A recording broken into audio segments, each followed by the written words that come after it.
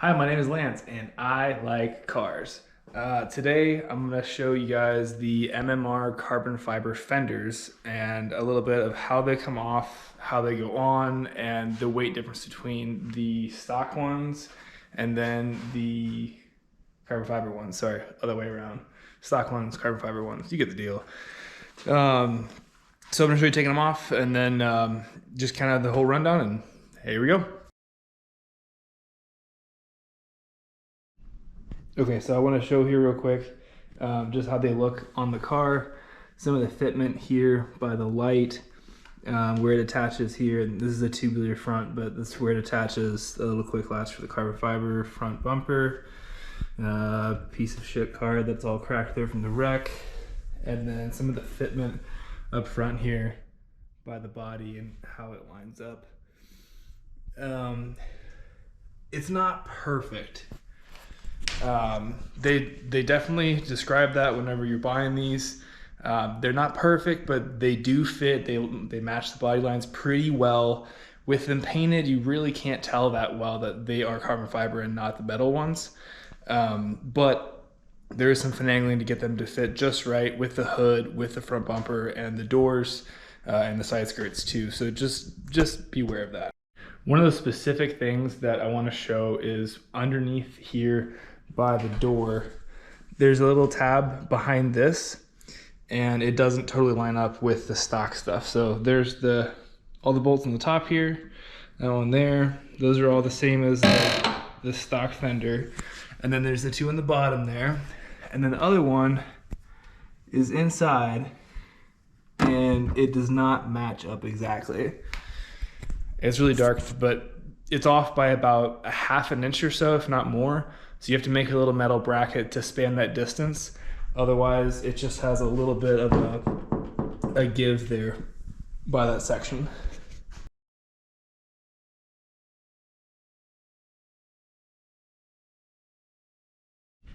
Okay, so clearly super duper light. These are all painted to match. On the inside, you can actually see some more of the carbon fiber weave. On the outside, really hard to tell, but that's just a little bit more how it looks like. And then in comparison to the stock boy, not quite the same because that one's all bashed, but that's the difference between the two. So now we'll do the weight stuff. Okay, let's see how much it weighs. So I weigh a metric butt ton, and this weighs a little bit more than a metric butt ton. Let me do some math here. 268.6 minus the other weight.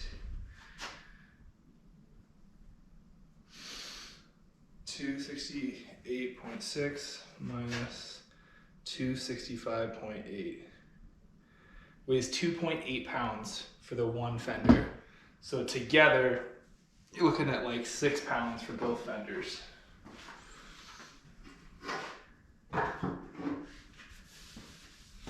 How about them apples? Okay, so just a few more things to share about the fenders.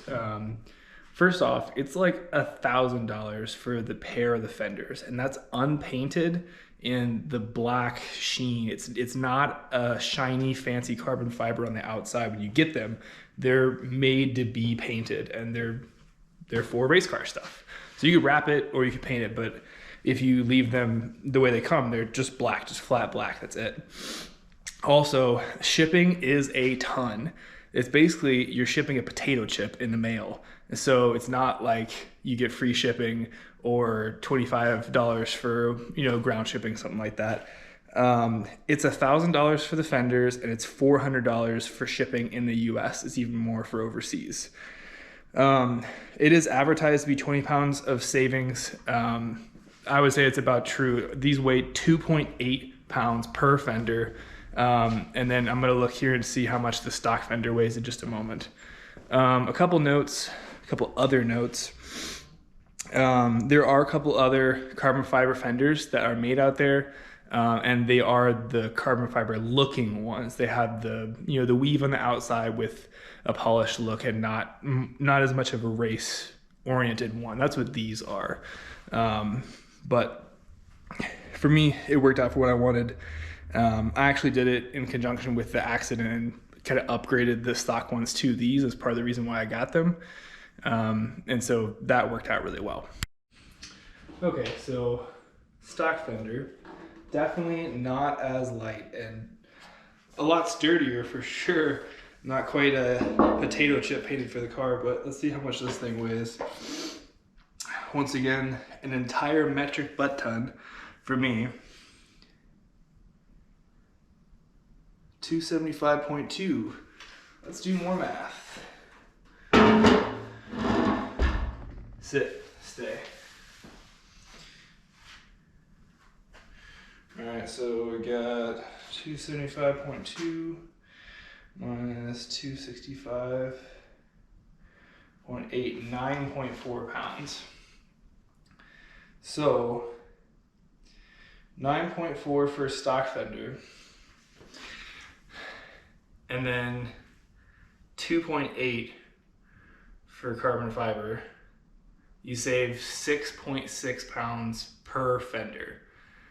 So it's not as much as you'd expect. And 6.6 times 2, 13.2, not exactly the advertised 20 pounds that MMR says. 13 pounds is still weight off the car, but I don't know if it's worth all the money if you have a car that isn't wrecked and doesn't need all the work. If your car gets hit and you have a fender that needs replaced, it makes a lot more sense. But otherwise, I don't know if I'd encourage you to just be like, hey, I'm gonna go buy fenders just to save 13 pounds, because it's the same thing pretty much. Okay, so that's all for today's video. Thanks for watching me play with my carbon fiber fenders. If you are thinking about getting these and you have questions, please reach out, ask me. I'm glad to help as much as possible. I don't know if I'd recommend these just to anybody. I think that's my closing thoughts. They're awesome for what they are. If you're trying to build a race car, or if you have a car that gets hit in the front and you need a replacement fender and you want to upgrade to something fancier, this is definitely an option. I did it. I have a weird blend of looks on a car and go fast parts on a car, and I'm more about the go fast stuff. But I want it to look somewhat nice as well from the outside, you know? So painted carbon fiber fenders, it works for sure. I say I want things to look nice on the outside, but then, yeah, that's left over from the last wreck, and I don't plan on fixing it anytime soon just because I already had it fixed in the last time, and duct tape fixes everything, right?